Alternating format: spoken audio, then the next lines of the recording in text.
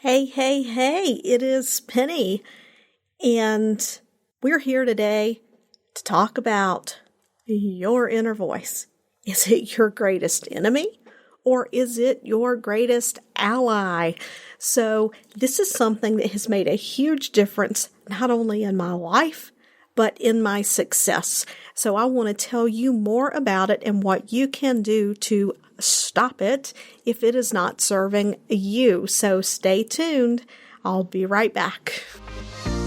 You have come to the place where you can learn to harness the power of intention, to create subconscious beliefs that serve you, and to gain insights that allow you to create a life, personally and professionally, that you desire. This is the place where you leverage your subconscious mind and design your destiny. Join me now, your host, Penny Chason. Hey, it is Penny here, and welcome to the podcast. You can probably notice I'm feeling like pretty pumped up and excited. And if I talk a little fast, I will do my best to catch myself and to slow down. I am very much a visual person, and that means that I process rapidly. Even when I'm processing out loud, sometimes my mind is so far ahead of my mouth, I can't even keep up with myself. So anyway, speaking of talking, that is what I wanted to talk to you about today. I wonder if you've ever done any exercise or work around identifying what your inner voice is telling you. Many times, and I see this so often in some of the groups that I've been in on Facebook, where newer entrepreneurs, whether they're just starting their entry into business or they've started to create a course and they have a little bit of success, not a lot of success, or someone like me, you're just starting your podcast and you find yourself getting into these cycles of, what do I talk about? Will anyone want to hear what I have to say? Will anyone value what I have to say? Is it valuable? Those are the things that sometimes we say out loud to ourselves. And most people are like, oh, you just got to push through it, push through it, push through it. Well, sometimes pushing through is the right answer, because our self-talk can come from a couple of different places. And there is not enough time in this episode to separate out where the self-talk is coming from and the different ways to approach it. So what I'm going to do is give you the most general way to approach it. And after a period of time of incorporating this new habit, if you're not seeing change, if there continues to be an issue, then there's a next step. So where does negative self-talk come from? Like, what causes it? It comes from the part of our brain that, or I shouldn't say it comes from, it is triggered by the part of our brain that its sole mission is to keep its figurative finger on the pulse of our sense of well-being. And any time that we are doing something that this part of the brain perceives may be dangerous or insecure, then it's going to generate a series of actions within the brain that will cause us to stall out and not follow through. Now, self-talk is a reflection of belief. We have neural pathways. That's where our memories are. Our beliefs are formed off of the patterns that are created by the emotional responses that we have from our memories. So our experiences as a child, and as we grow older as well, are the building blocks of our belief. And our subconscious mind can recognize patterns within that greater context. Every piece of information that we receive, the mind places meaning upon it. We consciously place meaning upon it. Take, for example, this podcast. Yes, this is going to be great. This is awesome. I have a lot to talk about.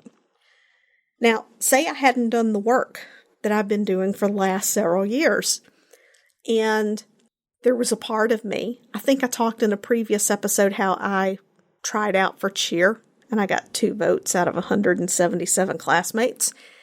And I forgot to tell you guys one of those votes was me. So I really, truly only had 1 vote. So say that had been something that really impacted me emotionally. Say I really got down after that, and I felt like, I was angry at my friends that nobody supported me, and I must really suck. Say I had taken that into my identity rather than I was just trying just to see what would happen. Then as I go to start the podcast, part of my mind might say, as I mentioned in the previous episode, maybe you don't want to do that, and I would hesitate and get lost in creating the cover art for the podcast, and I could think of 1,000,001 things to do before I actually sat down and recorded this episode. All of those things are coming about because when I decide to do the podcast and I get ready to record the episode, my subconscious mind is going, whoa, wait a minute. We've put ourselves out in front of a large number of people before, and we didn't like that so much. Are you sure you want to do that? So then the thoughts begin to come. Oh, what if nobody likes it? What if nobody listens? What if people think I suck? What if I make a mistake? Well, I'm going to tell you right now, as you listen to these episodes, you are going to notice they are not scripted, because one of the greatest gifts anyone ever gave me was giving me the piece of knowledge that 70% is success and 100% perfection is failure, because we're never going to be perfect, and if we wait for perfect to get off the ground, we're not going very far. So anyway, to go back, it's a reflection of belief. So the self-talk starts up. Sometimes that self-talk is simply because we are uncertain. We don't know what the result is going to be. And then we're like, geez, we don't know what's going to happen. Should we do this? Oh, what should I talk about? Maybe people don't care about how they talk to themselves. How can I convey to people the importance of recognizing what their self-talk is? So those kind of come from uncertainty, and that uncertainty is an emotion that is also linked to similar emotions of probably in the past when we may have had a negative experience or someone not listening to us or supporting us. And even though we're not fearful of starting the podcast, perhaps we get into this unintentional habit of questioning ourselves. And we question ourselves. And maybe we've never been the type of person who did that before. We just set upon our path. We decided we were going to do something, and we did it. When I went to nursing school, I never questioned whether or not I was going to pass. I was just like, you know what? I'm going to be a nurse. And I went and did it. I'm going to be a nurse anesthetist. And I went and did it. But when it comes to having your own business, well, now you're 100% depending upon yourself. When you're a nurse anesthetist, you can fall back on having a job. That job provides security because that job makes sure that the work is there for you. As a business owner, I have to make sure the work is here for me. So when I notice these thoughts creeping in, because this is something that was completely new and outside of any experience that I had, I would have to watch my thoughts carefully. And when I found myself questioning myself, I would have to tell myself quite simply to stop it. Because if you're not aware of it and you do not stop it, it will become a habit. And then what you will find is every time you start to embark on something new in your business, to maybe pivot your message, to change your niche, to add a new product, you are going to find yourself back in this pattern of thought because now you've created this neural pathway, this neurocognitive association that when I'm doing something new, because it's unfamiliar, because it's uncertain, I need to question. I have to have all of this information. Do I know enough? Am I making the right decision? So self-talk can be your greatest enemy or it can be your greatest ally because on the other side of that coin is, I'm doing something new and unfamiliar. You know what? Everything I've tackled in the past, when I made my mind up to do it, I succeeded with no problem. There may have been challenges, but I overcame every challenge that ever came before me. In the past, I've always been able to overcome my challenges. In the past, when people told me I couldn't do it, I just loved to prove them wrong. Because what they think doesn't matter. What's important is I have a message to deliver. So where are you right now? Where is your self-talk that you're aware of? Because there are two kinds of self-talk. There's a self-talk that we're aware of, and there's a self-talk that we aren't. So that's the first assessment. Where is your conscious self-talk? What are the things that you say to yourself when you start to do something new, different? Put yourself out there and be visible. Now for the other self-talk. Some people will experience this as they feel, and I'm using air fingers quotes, anxious, because I'm not talking about medical diagnosed anxiety. Anxious is a feeling, not just a diagnosis. People will feel anxious. They feel antsy. They can't sit still. They always have to be doing something. I know because I used to be one of those people. I will share that story with you sometime. But, they're in their business and maybe they're avoiding doing the podcast. I mentioned earlier, like they have to do the cover art. Maybe they're not hearing the voice out loud. Maybe they're just feeling like they need to have all of these other boxes checked before they can record the episode. You can call it perfectionism. You can call it distraction through busy work. And when I say busy work, it's not to minimize the work. There is a lot of important work in my business, but it's my job as the visionary and CEO to do those tasks that bring revenue into my business. And as my business has grown, I pay someone else to do the other vital tasks that aren't necessarily revenue generating tasks, such as the cover art, the show notes, all of those things. I pay someone else to do those things.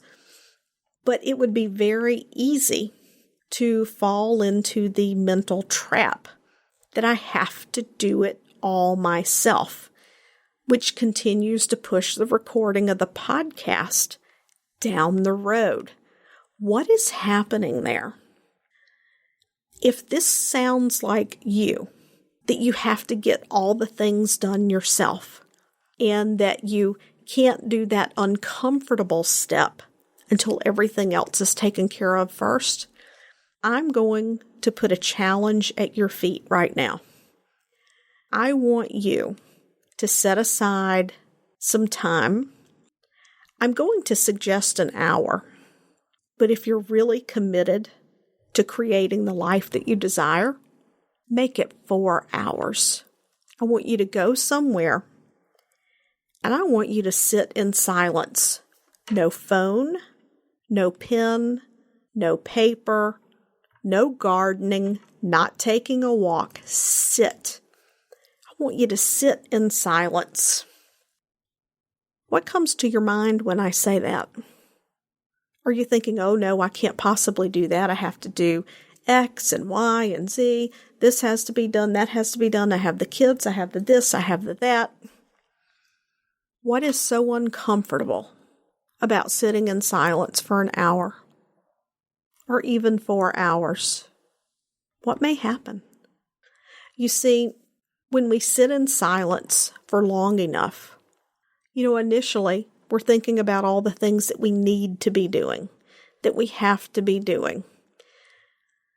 But if you sit in silence long enough without the conscious analytical part of the mind engaged, all of these other thoughts are going to begin to surface. Now, our thoughts come from our consciousness, but they come from the underlying beliefs, perceptions, and interpretations that we have made in the past. And you may be surprised to find, some of you, that maybe you have thoughts like, this is so stupid, you're wasting your time. What are you being silent for? You think you're so smart that you're going to start this podcast. Or you think you're so smart you're going to start this business. And here you are sitting in silence. Or maybe you find that you're having thoughts come up that don't reflect self-love. It can be a very uncomfortable place to be, to sit with your thoughts. Your subconscious mind is what's running your show. Our conscious awareness is only 5% of our awareness. The subconscious is the other 95%. If you want to have the absolute best success in your life, if you want to be your absolute best, you have to know what's happening the other 95% of the time. Because what is happening the other 95% of the time is what is driving your actions. It's what's throwing up the barriers and the blocks to the things that you're telling yourself that you want to do. That's why when you're telling yourself, oh yeah, I'm excited, the podcast, let's get going, I'm ready to get started with this. And then you find yourself going, oh, but I need to do all of this. I need to do all of these other things. And then at the end of the day, you're thinking, wow, I was going to record that first podcast episode today. And once I started creating the cover art and the template for the audiogram, my God, I ended up on YouTube. I went down a rabbit hole for hours. It didn't get anything done. That's your subconscious mind. That's your subconscious mind driving your bus. And it did not stop at success. So I challenge you. Get into that silence. Find out what's happening so that you can allow yourself to be aware of the thoughts going on underneath. And when you find yourself distracting, procrastinating, or stuck in perfectionism, ask yourself, what is going on here? What am I thinking? What am I feeling? And then when you identify the thoughts that are coming up, literally tell your mind to stop it and say something along the lines of, I enjoy helping people. I have a successful podcast. I am doing this now. And begin to retrain your brain out of that subconscious self-talk, those subconscious thoughts that are throwing up the roadblocks to your success. I want to thank you for listening to this episode. This awareness and knowledge of self-talk is something that has been of great value in my life. It's one of the reasons why when I did my hypnosis training, I was like, oh my God, why doesn't everyone know this? Which is why I am here to share it with you. I really hope that you enjoyed this episode, and would you please do me a favor and head over to iTunes and leave a positive review about the information that you found helpful in this episode. Until next time. Thanks for tuning in today. I would love it if you would head over to iTunes and leave a positive review about how this episode has helped you to improve your life.